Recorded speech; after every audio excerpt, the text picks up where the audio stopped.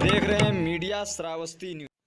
3 अक्टूबर को लखीमपुर खीरी हिंसा में मारे गए किसानों की अस्थि कलश यात्रा श्रावस्ती पहुंची, जहां भारतीय किसान यूनियन के कार्यकर्ताओं ने पूरे जिले का भ्रमण कराया। जगह जगह किसान व पत्रकार के चित्र पर श्रद्धा सुमन अर्पित किए गए। भिनगा तिराहे से शुरू हुई कलश यात्रा सिमरी चौराहा होते हुए यकोना पहुंची, जहां संजय पार्क पर किसान नेताओं ने सरकार के खिलाफ जमकर नारेबाजी की। किसानों ने केंद्रीय गृह राज्य मंत्री अजय मिश्रा को बर्खास्त करने तथा उनके बेटे को फांसी देने की मांग की। अपने भाषण में किसानों ने कहा कि श्रावस्ती में 80% धान की खेती बर्बाद हो गई है। अगर सरकार सभी किसानों को चिन्हित करके उन्हें मुआवजा नहीं देती तो कोई भी भाजपा का कार्यकर्ता अगर दरवाजे पर वोट मांगने आया तो उसे भगाने का काम किया जाएगा। भाकियू के मंडल अध्यक्ष विनोद शुक्ला ने कहा कि मौजूदा सरकार किसानों की हत्या करवा रही है। जब तक तीनों कृषि कानून की वापसी नहीं होती तब तक किसानों का आंदोलन अनवरत चलता रहेगा। किसानों की कलश यात्रा निकाली गई है, उनकी अस्थि कलश यात्रा संयुक्त किसान मोर्चा के तत्वाधान में ये पूरे देश में 24 तारीख तक कलश यात्रा निकाली जानी थी। आज श्रावस्ती में ये कलश यात्रा निकाली गई है, जो पूरे जनपदों में श्रद्धांजलि सभा के रूप में ये करते हुए ये कल इसका 3 बजे विसर्जन होगा अस्थि कलश का।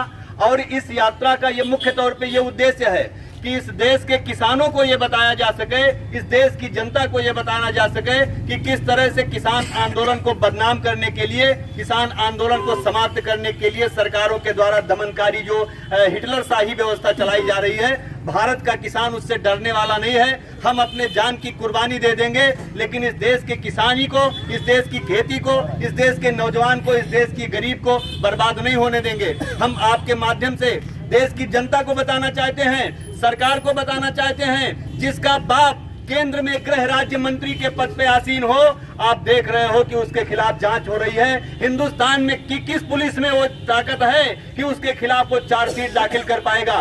इस तरह से देश की जनता को, देश के किसानों को बर्बाद करने के लिए इस सरकार ने जो काम शुरू किया है, आज इस देश के किसान को उसके खिलाफ लड़ना चाहिए, उसके खिलाफ उठना चाहिए। जाति धर्म से ऊपर उठकर आज संविधान को बचाने की आवश्यकता है, आज देश को बचाने की आवश्यकता है, आज कानून को बचाने की आवश्यकता है। सरकारें बनेंगी, सरकारें बिगड़ेंगी। 72 साल आजादी के बाद हमने तमाम सरकारों को बनाया है। इस तरह से सरकारें बदली जाती हैं, लेकिन देश का कानून सुरक्षित रहना चाहिए, देश का संविधान सुरक्षित रहना चाहिए। और आज देश के संविधान पे आन पड़ी है। इसलिए हम आह्वान करते हैं गरीबों से, मजदूरों से, नौजवानियों से, व्यापारियों से कि सब लोग उठें और इस अलोकतांत्रिक सरकार को उखाड़ फेंकने में आप अपना योगदान प्रस्तुत करें। जय हिंद, जय भारत, जय भारत।